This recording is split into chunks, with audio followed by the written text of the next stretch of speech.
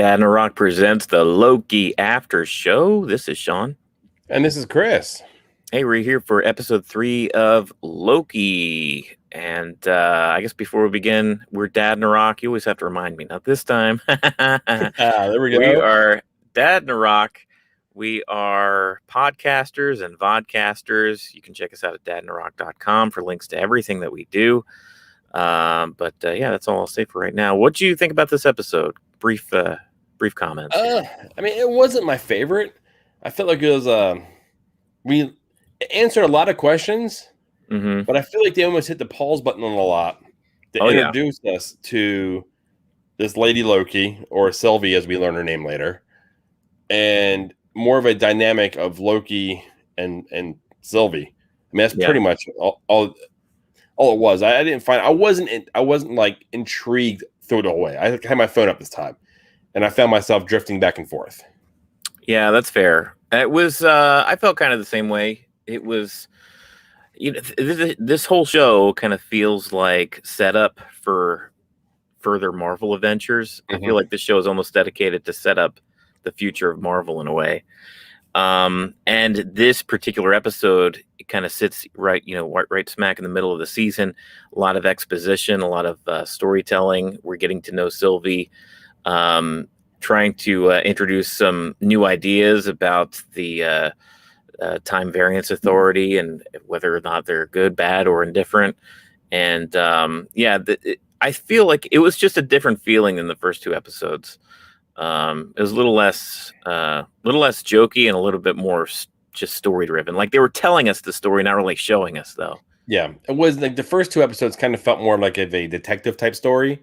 Yeah, this really didn't have that same feel to it. Right. Yeah, it felt, and the pacing was a bit different too. Yeah, like not too much happened in this episode. Yeah, no, it was very, very dialogue driven for this episode. Yeah. But I mean, overall, the quality's still up. I mean, that stuff on that planet, I mean, it looked good. Oh yeah, it looked like it was kind of a very unique environment with the moon crashing down, all the meteors coming down, all that. Everything was in that purplish hue, and it was pretty cool.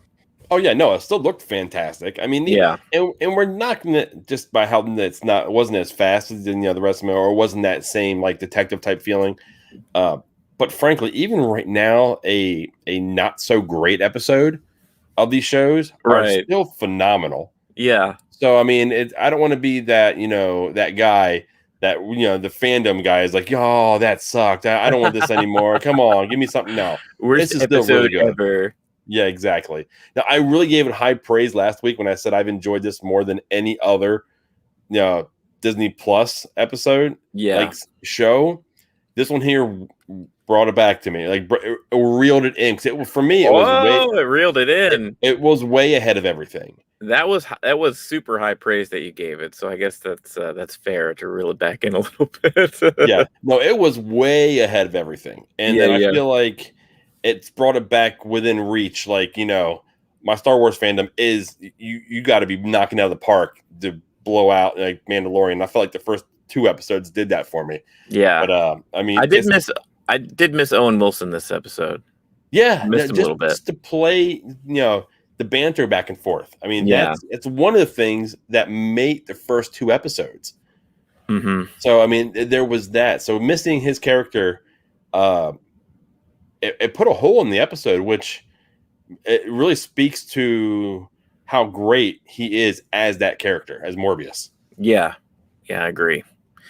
So I'm trying to think, how did the show even open? I guess it really opened up exactly where the other one left off. We saw Loki jump through that portal, and this time we see where he goes, and Sylvie goes right back to the TVA headquarters. She was given that information.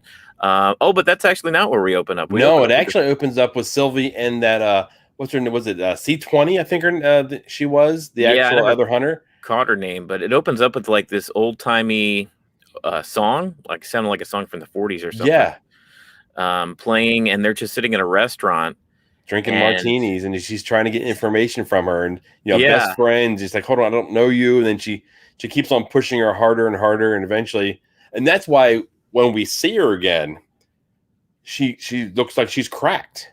Right. Yeah. It's not like she gave away information because she willingly was shown something like you Which thought. I thought. Yeah.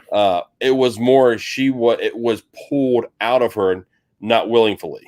Yeah. She was Jedi mind tricked, kind of. Yeah. Where her reality yeah. changed.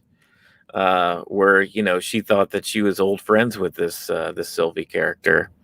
And she kept making attempts. Her mind was apparently pretty powerful because she kept making attempt after attempt, and it wasn't quite getting her where she wanted to go until I guess finally it worked. She just kept pushing and pushing and pushing and pushing, and eventually just there was no more will to stop.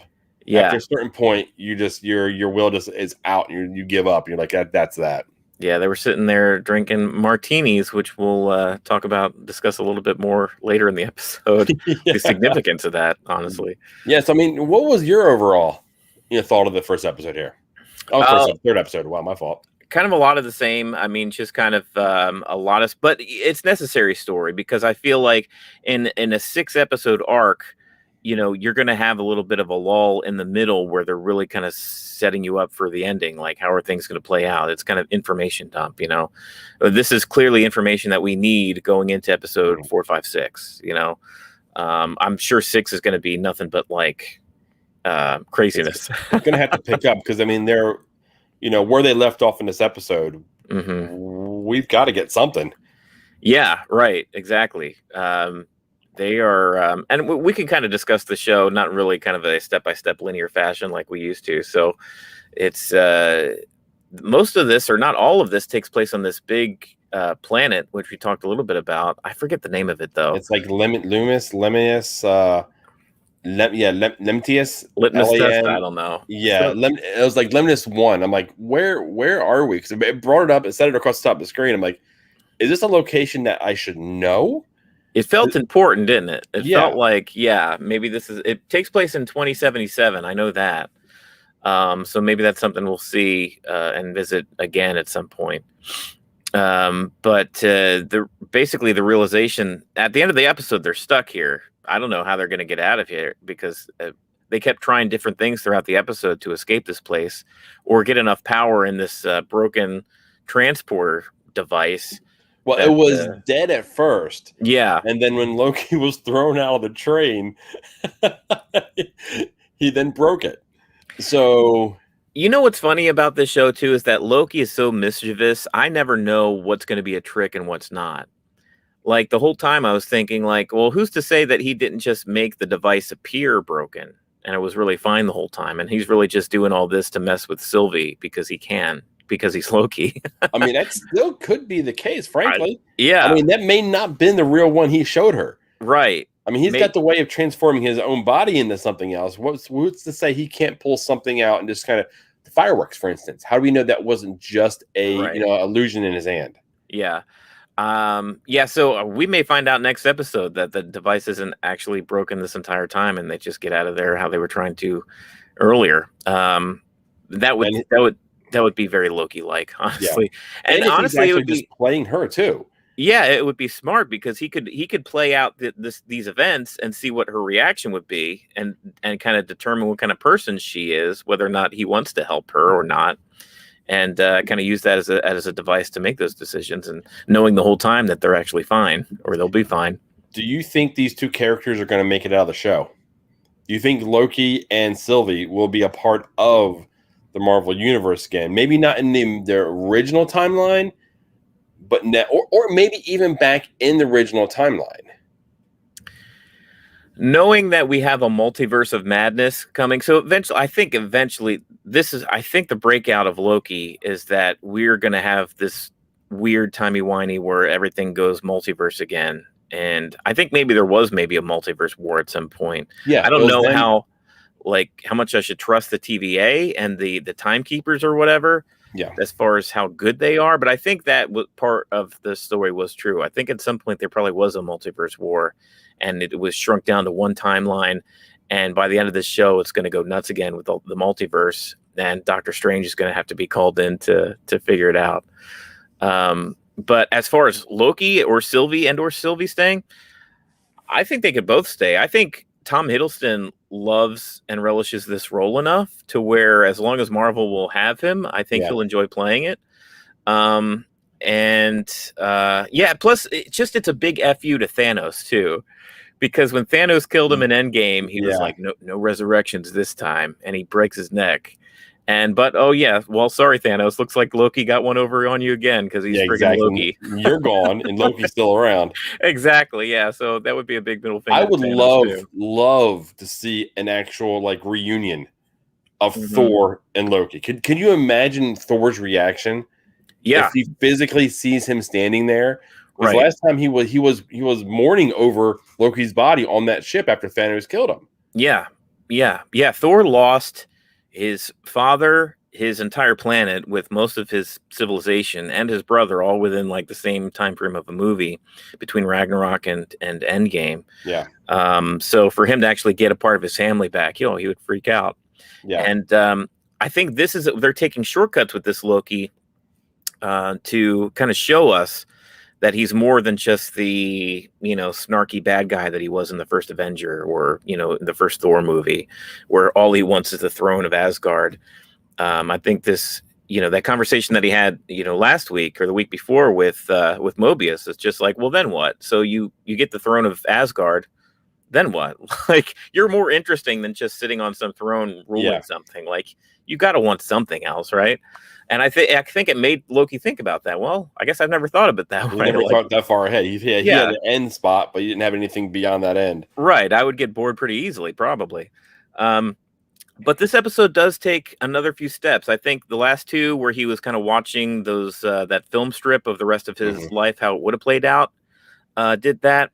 And then in the train, it was really, him and Sylvie, they got in this train that was apparently, this last way of getting off this planet that was destitute and about to have its own Armageddon. Yeah. And they slip on this train. They're not trusting each other. They're having a conversation where it's like learning about each other, but still not giving each other any. I'm not going to sleep because I don't trust you. I'm not going to sleep because I don't trust you. Right. And I guess after some conversation, Sylvie does eventually fall asleep, and when she wakes up, she sees this here.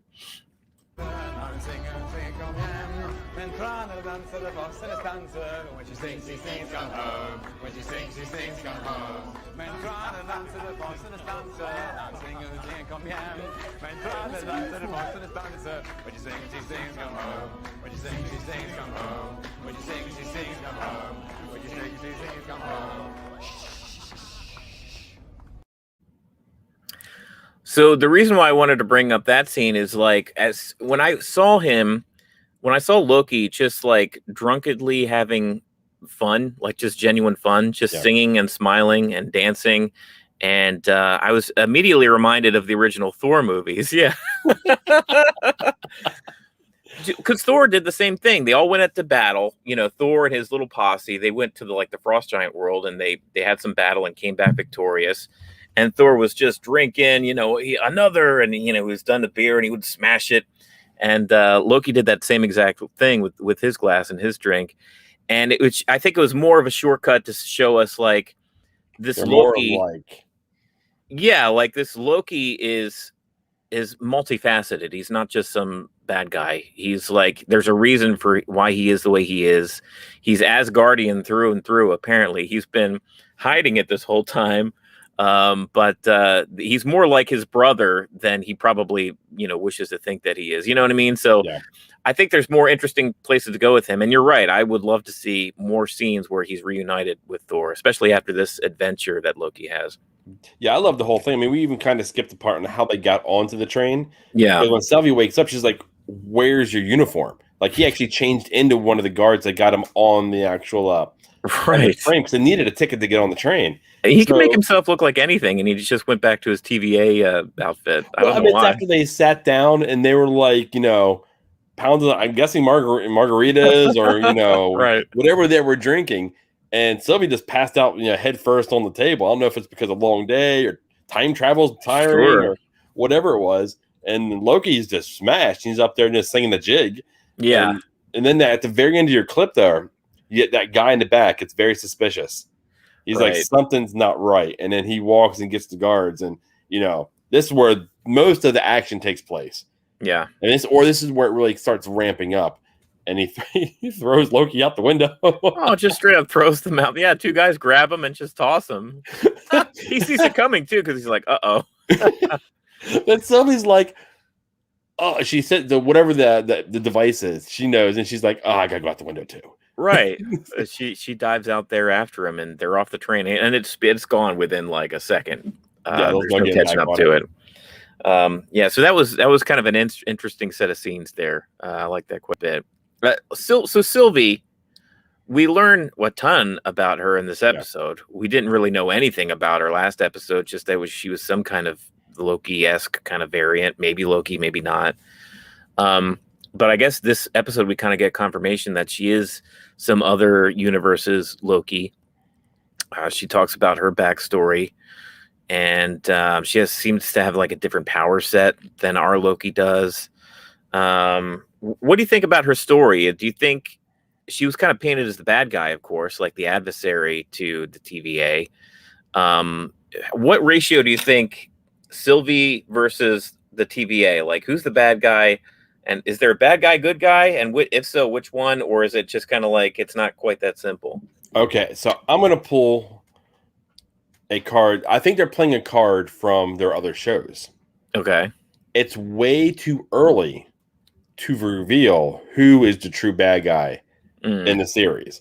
Right. I don't think the TVA is true bad guy. I think the TVA is just an entity. I think they're always going to be there in some manner. Yeah. It may be different who their Minutemen are and who their main agents are, but they're always going to be there. Because when you look forward to like She-Hulk has a direct interaction with them. Fantastic Four has a direct interaction with them, and so on and so forth. So they're going to be.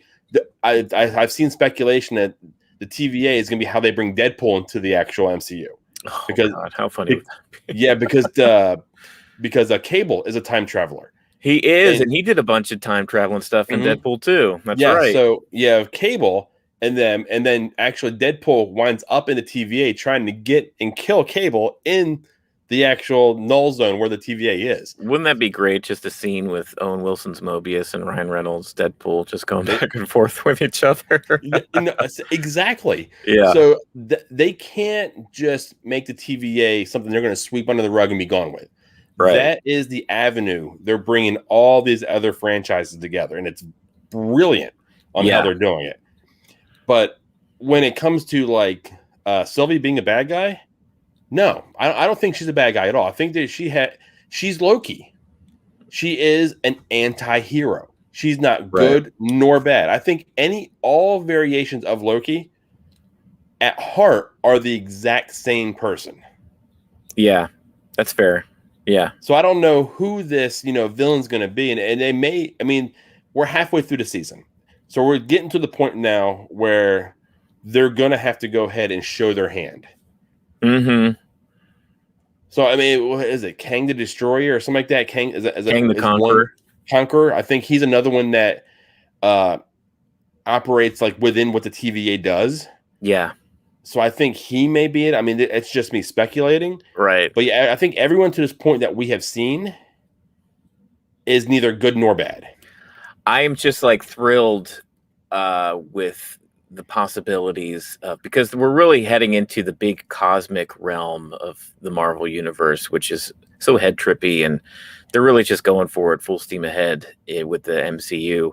And Thanos was the big baddie for 10 years. The guy that was in the end credit scenes, and the guy that that was pulling the strings a lot of this stuff. And I'm curious whether they're going to do that same style format where there's going to be like one kind of big baddie, like a Galactus or a Kang the Conqueror, where we're going to have this multiple phase heading towards, or we're just going to start getting them like thrown at us like one after the other. But I don't know. They're really taking their time between WandaVision, Falcon and Winter Soldier.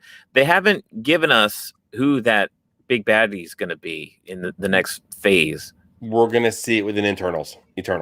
Oh, you think so? Yeah, I think this is going to be leading to that. I think the Eternals are coming to Earth because of the events that is taking place within the TVA, which is operating, within the Earth realm, right? Well, a lot of things are happening within the Earth realm. Right. I think that's the event that's bringing the Eternals. And I think that's when we're going to find out that it could very well be Kang. You know what I mean? Yeah. And that they're leaving that actual revelation to the big screen. I think they're going to build it up and build it, and then drop it on us there. Right. Yeah. I can't wait, man. I just got chills thinking about watching it, like the Eternals on the big screen. I did too, and I didn't have a ton of faith with, like, we know that we're not going to see like Tony Stark and Steve Rogers Captain America and like all the characters that we fell in love with the first decade. Well, at least not in the same way, you know? I was going to say, pause that thought for a second, because we've already heard that Chris Evans is going to reprise his role as Captain America.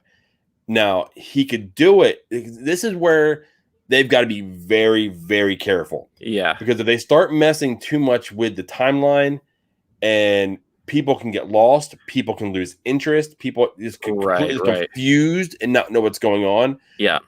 But if they say reprised, do they mean for a 5-minute scene? Yeah. Do they mean for a 2.5-hour movie? That, you know what I mean? I think they're messing with people because people want to see him as, you know, as Captain America again. There's just something it's comfort seeing him as Captain America, seeing Tony Stark, you know, flying through just when they popped up in, you know, in Loki's little memories, there was something comforting to seeing that. Right. So I think we may even see Iron Man back, but I think it's going to be within timelines because he may not have died in all the sacred timelines. Mm-hmm.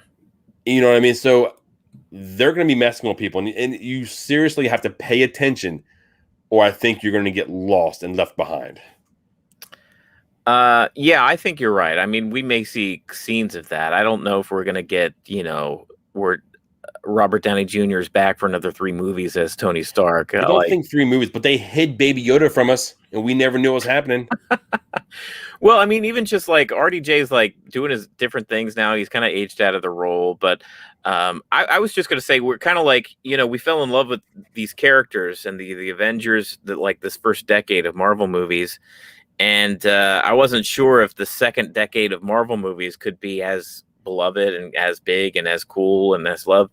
But like the further that we get along in it and the more that they're setting stuff up and hanging their hat on characters like Doctor Strange and Wanda and Vision and, you know, Loki, potentially he could carry on things. The fact that I know the Fantastic Four are coming, the fact that I know the X-Men are coming, like, we could have another pretty good decade of Marvel movies ahead of us. But there's no way they can duplicate the emotion of On Your Left or the funeral of Tony. Endgame is probably one of my favorite movies of all time, honestly. Like, I love it. I don't rewatch movies a ton anymore, but when I got this TV back here, like the first movie that it put on was that end battle in Endgame, where On Your Left opened up the rest of the movie. When I watched that back on like YouTube or on like TikTok, and someone's recording in the theater, and you hear the theater erupt as well. It's impossible for those feelings not to come back. Like, you get chills again because you remember what that was like when that took place, when you heard that for the first time, or when you heard "I Love You 3000." I think it was. Yeah, I think the first time that I'll get scared that Marvel may lose its way is whenever the eventuality where we hear that Kevin Feige is stepping away. That's when I'll be like, uh oh. Yeah. But so far, so good. But I'll hear DC cheer. Yeah. But anyway, we're really getting kind of away from this episode. A little bit of the weeds. So there is a scene specifically that I went ahead and picked out. Okay. And it was mainly because it answered a lot of, more questions. I mean, this episode here basically answered a bunch of questions. So I'm going to go ahead and roll it. That young soldier from the TVA, her mind was messed up, everything clouded. I had to pull a memory from hundreds of years prior, before she even fought for them. What? What did you say? Before she joined the TVA? Yeah, she was just a regular person on Earth. A regular person? Loved margaritas. I was told that everyone who works at the TVA was created by the Timekeepers. That's ridiculous. They're all variants, just like us. They don't know that. Dude, that when that came down, when they talked about every last person that is in the null zone is a variant. You know the first thing that came to mind for me? What's that? The jet ski. Right. I think there's some connection to Morbius that had a jet ski prior, and that's why he loves reading the magazines about the jet skis. And yeah, more. I looked a little bit into it. Yeah, Morbius, I mean, obviously was a variant.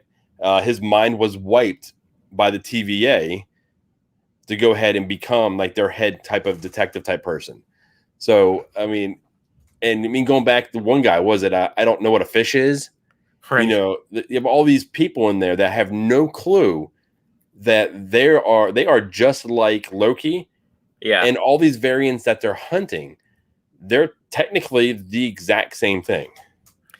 Yeah, I think that's very interesting point of information to drop on us. And I thought about that too, honestly. I'm like, well, I wonder if Owen Wilson actually lived in the early 1990s and was on a jet ski and something happened, an event where he had to get pulled away from his timeline and reset and ended up staying as this agent or something. Yeah. And then I'm like, I mean, what if Mobius actually does know who the heck he is and where he came from, but just didn't want to divulge that information to Loki? Like, give Loki as much information as he needs to know to carry on. Yeah. You know, because I was just gonna say, like, Mobius has other stuff going on too. Like, I don't completely buy in that Mobius is.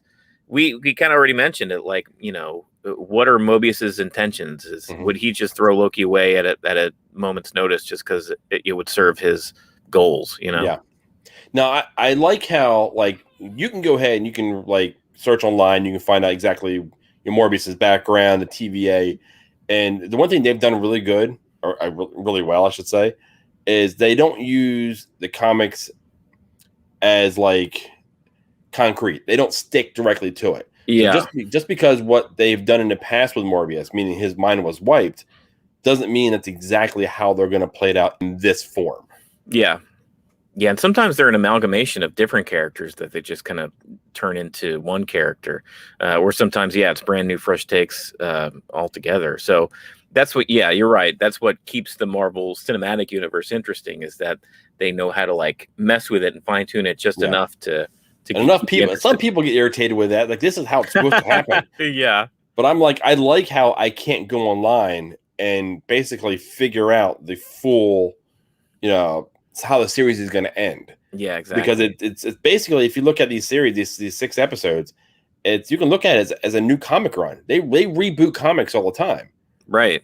And they use same characters and they use the history, and then they kind of bend it to however they want their story to go. Exactly. That's exactly what these shows are. Yeah. They modernize things and bring it to the current times and, tweak characters and give them different backstories and retcon certain things. That's exactly what this is. It's just like its own variation on just a different world. I think they even gave the MCU its own, basically in the Marvel realm. I think it's Planet 660 is like Marvel Universe proper that's in the comic books, and they're all numbered. The different universes, and the MCU has its own number as far as the Marvel, the Marvel timelines. But that was a pretty interesting point. And you played that scene, and they have this huge nugget of information, and then I think a meteor's fallen, and they have to like run without talking about it. Yeah, that was more the information for the viewer. Yeah. Well, it's funny because he was also like, I don't know if it was before the scene. I think it was before the scene happened. He's like, I haven't walked this much ever. He's like, can't you just go ahead and like enchant me? And he's like, oh no, that's not how that works. Yeah. He's sneaky because he's like learning how she does it very subtly. Yeah. Yeah, he's not being very. Now it makes me wonder how cunning she is. Is she catching on to what he's doing, just like he's catching on to what she's doing? Exactly. It's a fun dynamic. I didn't see this dynamic coming. Like I said, you kind of did because you were home. I wasn't so much home in front of it, but I'm enjoying the dynamic, and they're playing. I think they're pushing the envelope when it comes to things like this, because we're gonna have Natalie Portman all of a sudden be female Thor, right? and now we have a female version of Loki. So I mean, they're on the forefront and pushing the boundaries on on that type of stuff, which is pretty awesome. Yeah, and I like that it's all explained in universe too. It's not just like, yeah, it's not forced like, oh well, we just wanted to hire an actress for this role at this point because we want to kind of, which is its own thing. Like I'm not saying that's ideally bad because there was a gender swap for Falcon and Winter Soldier, for what's her name? What is this? Flag Smasher, the lead Flag Smasher. Oh yeah, I can't think of her name. I forget her character's name, but she was a great actress, and I didn't know the original. Oh no, I thought she was. Yeah, she was one of the best parts of that series, quite frankly. Yeah, but it is cool how they have these variations now, where it's like, so if there's a movie going forward with Sylvie's version of Loki, I'll be down. Like, okay, like I know her, and it's Loki, like it's still Loki. You know what I mean? Yeah. And the same with Natalie Portman. I'm sure there's going to be some sort of cool explanation with Mjolnir and Odin, why the heck Jane Foster gets Thor's powers. We'll see in Love and Thunder, which I can't wait for. When did she become worthy of lifting the hammer? Exactly, yeah. Like, and is she going to be pissed at Thor? Because I think she does like a lot of humanitarian work, like down in the ground level with the regular folks. And while Thor's off, getting drunk and fat and fighting big, galaxy things, like I wonder how they split and how do they reunite them? Yeah, because there was they essentially broke up. Yeah, they did. Oh, he was messed up about it too. You remember? You think about it, how degrading would that be for a god that this human woman was like, you know what, peace, I've had enough. Exactly right. To be able to walk, maybe that's what made her worthy. Like he denied Thor, funny. So you're worthy. Oh man, so where do you think we're going forward with this? How do you see this playing out? So, like I said, we're halfway through. What's your halfway impression, and where do you think we're going? So we're halfway through. I'm engaged. I'm interested. I see Tom Hiddleston just like relishing the role like he always does. It's nice to give Loki's character a spotlight to learn more about him. And to, because he's always kind of played almost second fiddle to Thor. He's been in Thor's movies, so I'm enjoying it. I like this new character of Sylvie. I'm looking forward to seeing more of Owen Wilson's character in the TVA, explanations about that. Honestly, where it goes from here, I want to see a hard connection between this and Multiverse of Madness. Honestly, I think the next movie that we're getting is Black Widow, which is not going to have anything to do with this really. After that, I think it's going to be Shang-Chi, which probably doesn't have anything to do with this. But after that is Doctor Strange in the Multiverse of Madness, where we're basically going to catch up to this point in time. Don't we have Spider-Man in between? I think I don't know if Spider-Man comes in before or after Multiverse of Madness. I'm not sure. Yeah, but I think they're linked. I think it all. It's already been come out and said. Yeah, what happens in Spider-Man is also linked to, the Doctor Strange movie. So yeah, and I understand that it's probably going to be caught up to where we are, like post WandaVision, post Snap, everybody coming back time frame. Which Shang-Chi I think was maybe before, and Black Widow I know is way before all this stuff that's happening currently in the timeline, right? So we're going to start getting some more stories that are, set in the here and now and beyond Endgame. I want to see. I think this show is going to be setting up, like you said before we even hopped on here. I think this show is setting up something really large as far as stakes in the MCU, and I want to see what it's cooking for us. Yeah, no, I'm kind of down the same lines. I'm enjoying the show. Like I said, I've given it high praise. I mean, so far it's been my top show on Disney Plus. Yeah. I mean, I want to see how they stick the landing. I agree with you wholeheartedly. I need some type of connection to the other shows that we've done. Like right now, they're all free floating, shows. None of them are really connected to anything that's really going on. Yeah. So we're getting to the point now where we're halfway through this season here. We know it's all TVA. It's all multiverse connected. We know Spider-Man's going to be in the multiverse. We know Multiverse of Madness with Doctor Strange. We know, they've already said WandaVision is connected. I've heard now that Loki is connected to the Doctor Strange. I've heard rumors that what happens on Spider-Man is connected to what's going on then. So it sounds like to me they're pumping up Doctor Strange to be the next big like Marvel movie. Right. It's gonna be it's coming before Eternals. So okay, they got to get something big. They got to get us like excited again.